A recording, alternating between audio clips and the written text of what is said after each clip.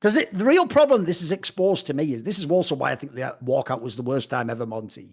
Do you know, I actually think one of the dumbest takes of all time from fans is when they get mad at the owners that have imported players for a lot of money. It's like, bro, that is the only thing that has given this region relevance for the last 10 years. Like, if people had done what you guys asked them to, if we had done Reddit plays LCS GM, we would have 4 teams like NRG that would be completely irrelevant at Worlds. Like, you'd never have a chance. Because to me, that the reason why I say this year really exposes the flaws of LCS is because since people had to go budget and they cannot get the VC in to just make mistakes and keep buying good play, you've seen how bad the GMing is, dude. Like, it's really shaky. Like, these people relied on just basically just paying for the best player and hoping it worked out. Like, I can live with like the Cloud9 roster. Golden Guardians is all right, bearing in mind their budget.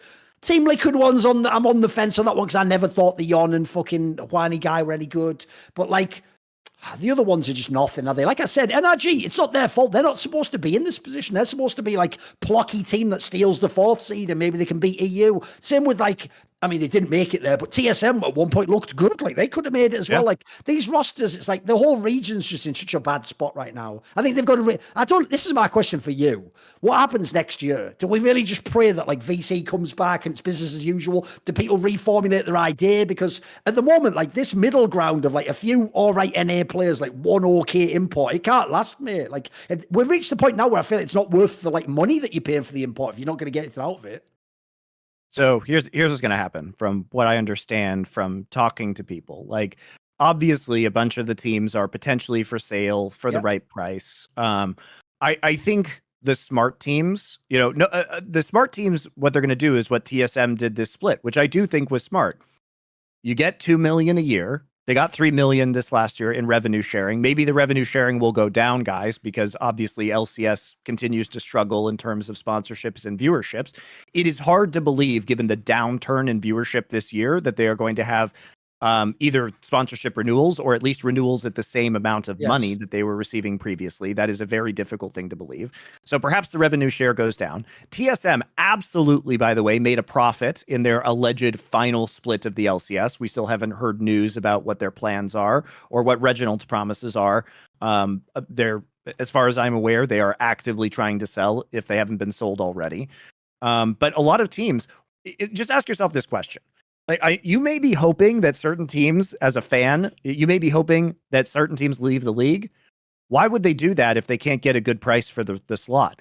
If they're getting $2 million in revenue a year, what they're just going to do is run break even, which you absolutely can do with league minimum salaries. You can actually make money off of the revenue sharing of $2 million a year from Riot.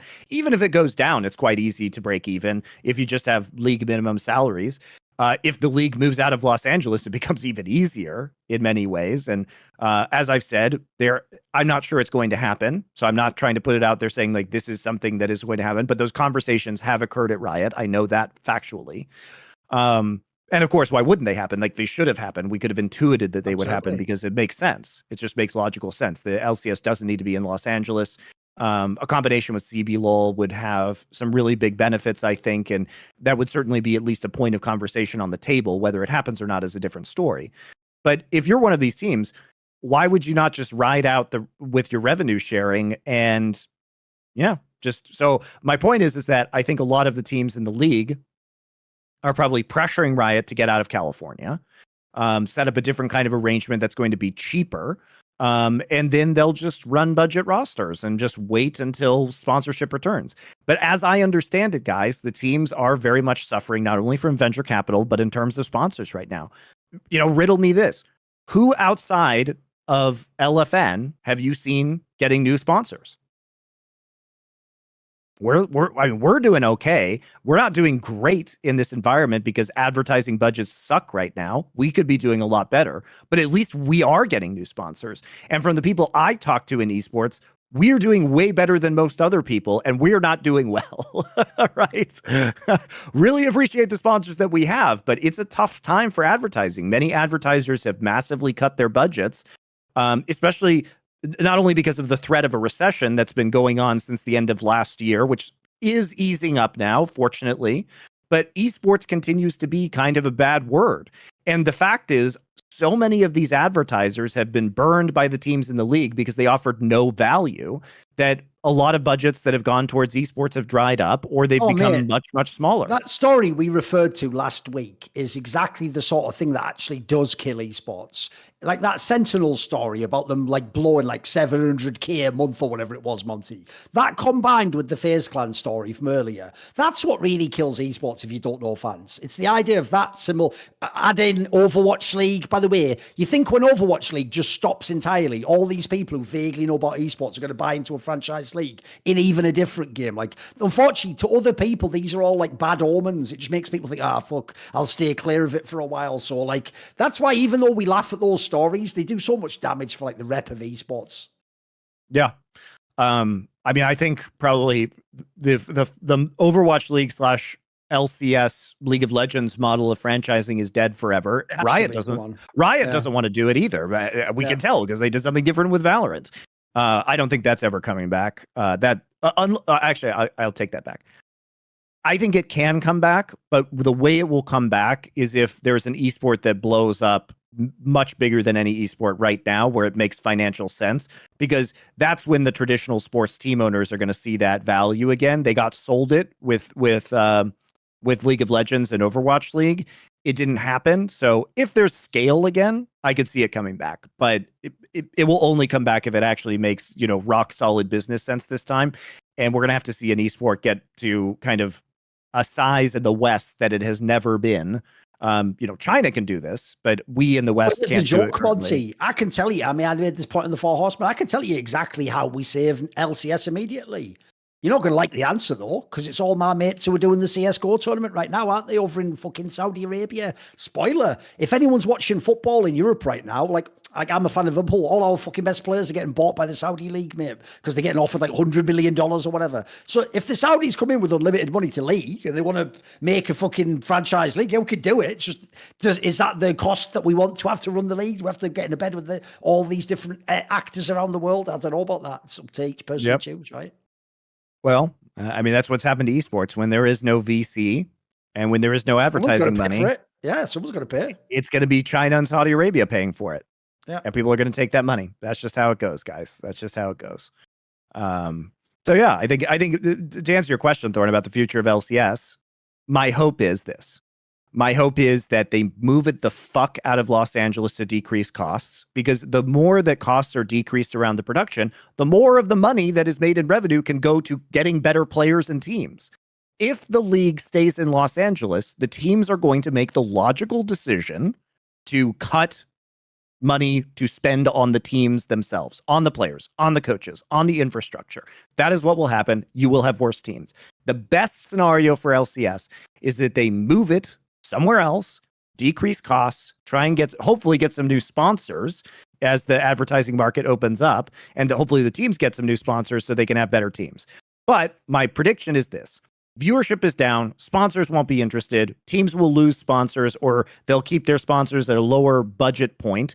LCS will lose sponsors, even if they cut costs, it won't offset the costs that they lost. They cut costs by moving to Texas or Las Vegas. They're not going to cut costs enough to offset the sponsorship losses. A bunch of teams are just going to be life support teams. We're going to see player salaries decrease, and that'll be it. It's in a death spiral, basically. My favorite part of all of this is the ultimate irony that the reason we got franchising in the LCS was Mark Merrill inaccurately analyzing that what happened was TSM specifically used to take the money they made from League and spend it on the rest of their esports operation. The reason that's ironic is because LCS with TSM will now end with TSM cynically just getting as much of the money from League as possible to keep the rest of the org running as they attempt to leave franchising. What I love about Riot Mark Merrill is a Time Lord, man. He was commenting from the year 2023. He was actually, Mark Merrill was posting on Reddit from summer 2023, in which TSM put all their players on minimum salary, got revenue share, and then, but here's the horrible time paradox of that, Thorin. That post triggered franchising within the LCS, which then caused Reginald to be able to profit via revenue sharing and then take the money from Riot. So he was actually the cause of his own doom, and he created a prophecy that became true like by the making that Terminator universe. That actually, even when you go back, you fuck up the timeline, then it changes it, and it still happens anyway, doesn't it? Basically, Mark Merrill is one of those people where his real problem is he's not even that he's socially misaligned. He's temporarily misaligned. Like, he doesn't understand that us mere mortals experience time in a linear fashion. He just appears to us like, be not afraid. I am Tryndamere and I love me some Reggie. Like, just seeing him through all of time and space at the same time. He is truly the most depressing Time Lord. Imagine using your powers for this if you had them. Imagine having those powers and using them to do this. Pathetic. Exactly. Well, and to be fair, in some ways, Riot Games as a corporate culture is much like the TARDIS. There's a lot more going on in there than you'd think from the outside. You know? And they do have an unhealthy obsession with female assistants. The difference, though, Thorin, is that Doctor Who gets replaced periodically, but no one at Riot can ever get replaced. We've learned that. It's actually impossible for them to replace the Doctor Who main character equivalent. Those people just stay there until the end of time itself. See more cool, funny, interesting clips based on topics from my content? Well, subscribe to this channel then, or, be a pleb and don't.